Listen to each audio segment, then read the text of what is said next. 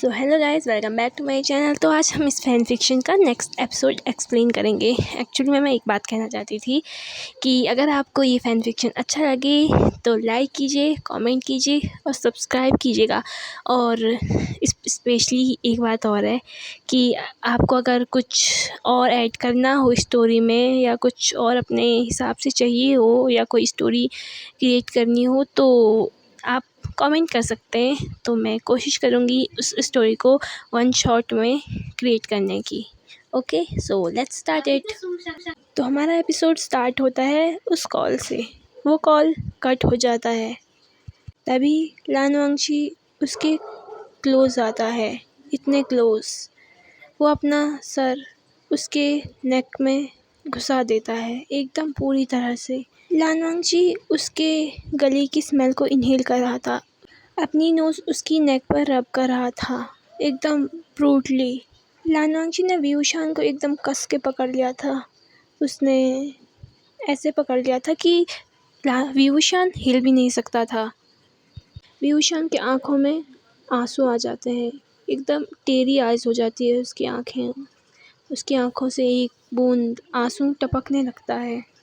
At the point व्यूशान बहुत disgust feel कर रहा था, जैसे लानवांगची उसे टच कर रहा था, उसे इनहेल कर रहा था। वो उस जगह को क्लीन करना चाहता था, अपने हाथों से नोचना चाहता था, वो साफ़ करना चाहता था उस जगह को, जिस तरह और जिस जगह वो टच कर रहा है उसे। इस बात से वो बहुत गुस्से में है क्योंकि वो कुछ नहीं कर सकता है। इस वजह से वो खुद को बहुत ब्लेम कर रहा है, वो अपनी बॉडी को बहुत स्क्वीज़ कर रहा है। व्यूशान रोना चाहता है पर वो उसके सामने नहीं रो सकता। वो उसको नहीं दिखा सकता कि वो कमज़ोर है, वो खुद को उसके सामने कमज़ोर फील नहीं करा सकता। तभी लानवांगची धीरे से व्यूशान के कान के पास आता है और अपनी डीप वॉइस में कहता है, बनी, तुमसे बहुत स्वीट और लोटस की स्मेल आती है और मैं इस स्मेल को हमेशा के लिए अपने पास रखना चाहता हूँ।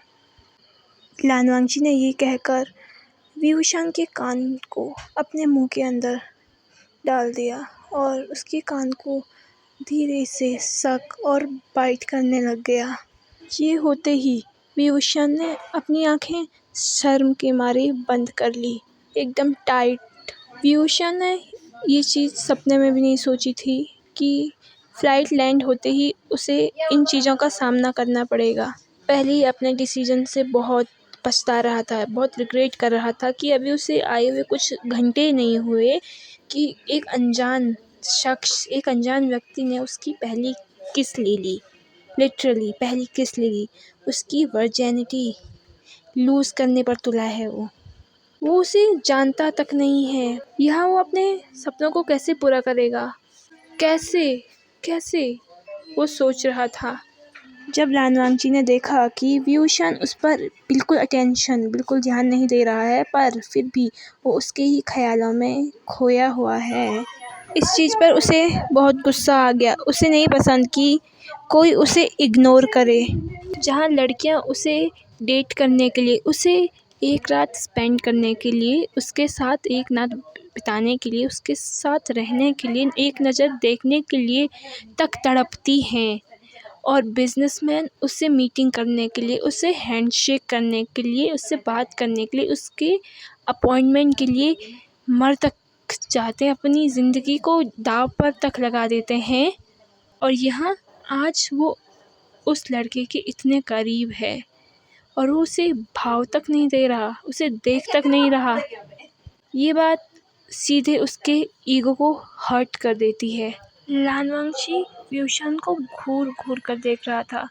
उसने तुरंत व्यूशान का गला पकड़ा और उसे अपनी ओर खींच लिया। उसने अपने लिप्स व्यूशान के लिप्स पर टिका दिए थे। वो उसे डीपली, हार्शली और फोर्सफुली किस कर रहा था। वो किस बिल्कुल भी जेंटल नहीं थी, बिल्कुल भी नहीं, एकदम हार्श थी। वो किस उसके टाइप की नहीं थी। वो किस एक लव फीलिंग को बयां कर रही थी। इस बात से वह खुद पर बहुत गुस्सा था, बहुत एंगर था। वह उसकी तरफ अट्रैक्शन फील कर रहा था। यहाँ उसे याद आता है कि कैसे एक मेड उसे छूना चाहती थी तो उसने उसके हाथ पूरी तरह से काट दिए थे। और यहाँ वो उस लड़के के पूरी बॉडी को एक्सप्लोर कर रहा था, हार्शली टच कर रहा था और ये उसके लिए बहुत प्लेज़र दे रहा था, बहुत पीस दे रहा था। वह पहला लड़का था जिसके लिए वो ऐसा महसूस कर रहा था, अट्रैक्शन फ़ील कर रहा था, जो उसने कभी भी नहीं किया था। लेकिन यहाँ वह लड़का द लान वांगची, चाइना का टॉप बिजनेसमैन, जो कि माफिया वर्ल्ड में भी राज करता है, उसे एटीट्यूड दिखा रहा है, ये लान वांगची सोच रहा था। इस थॉट ने उसे फिर से गुस्सा दिला दिया, इसलिए उसने बिना किसी चेतावनी के गुस्से में उसके लोअर लिप्स को काटना स्टार्ट कर दिया। उसने बहुत डीप कट कर दिया था, जिससे कि उसके लोअर लिप से ब्लीडिंग भी हो रही थी। उसने व्यूशन के लिप्स को अपने माउथ के अंदर डाल दिया और सक करने लग गया। वो उसके ब्लड को फील कर सकता था। वो मुस्कुराता है। दूसरी ओर व्यूशन को बहुत दर्द हो रहा था। सबसे पहले तो उसके पूरे शरीर का वेट व्यूशन के ऊपर था, जो उसका दम घुटा रहा था। और दूसरा, अभी अभी फर्स्ट किस से व्यूशन रिकवर नहीं हुआ था और तुरंत दूसरी किस, जो कि एकदम भेड़िए जैसी थी और इंक्लूड उसके लिप से ब्लीडिंग भी हो रही थी, पर वो फिर भी नहीं रुक रहा था। एकदम भेड़िए की और डेविल की तरफ किस किए जा रहा था डीपली। वह उसे छोड़ने का नाम ही नहीं ले रहा था। तभी व्यूशन की आंखों से आंसू टपक गए। वो उसके गालों से नीचे स्लाइड हो रहे थे। वो इन चीज़ को सहन नहीं कर पा रहा था। कुछ टाइम बाद उसे सांस लेने में बहुत प्रॉब्लम आ रही थी। उसका सर घूम रहा था, उसे चक्कर आने जैसा फील हो रहा था। इसलिए उसने अपने कांपते हुए हाथों से एक आखिरी कोशिश की और उसे पूरी ताकत से मारना शुरू कर दिया। बट सरप्राइजली लान वांगची ने उसके लिप्स को छोड़ दिया। बट अगले ही पल उसने उसके चिन को सक करना स्टार्ट कर दिया। व्यूशन दर्द में चिल्लाया। उसने कहा, मुझे छोड़ दो। उसकी आंखों से आंसू गिर रहे थे। वो पूरी तरह हेल्पलेस फील कर रहा था। उसने अपनी ज़िंदगी में कभी नहीं सोचा था, ना ही सपना देखा था कि वो इस परिस्थिति में आकर फंस जाएगा। कहाँ वो अपने सपने पूरे करने आया था और लैंड होते ही उसके साथ ऐसे ऐसे हादसे हो रहे हैं जिसका उसने अपने ज़िंदगी में सोचा भी नहीं था। अगले ही पल लान वांगची उसकी नेक पर आ गया। उसने अपनी नोज़ को रगड़ा और उसे वैम्पायरों की तरह सक करने लग गया, लिक करने लग गया। वो उस टाइम पर किसी वैम्पायर से कम बर्ताव नहीं कर रहा था। विभूषण कहता है, मुझे छोड़ दो, तुम बहुत बुरे हो, मुझे छोड़ दो, जाने दो, तुम सच में बहुत बुरे हो। ऐसे करते करते वो उसके कंधे पर अपने हाथों को मारता है।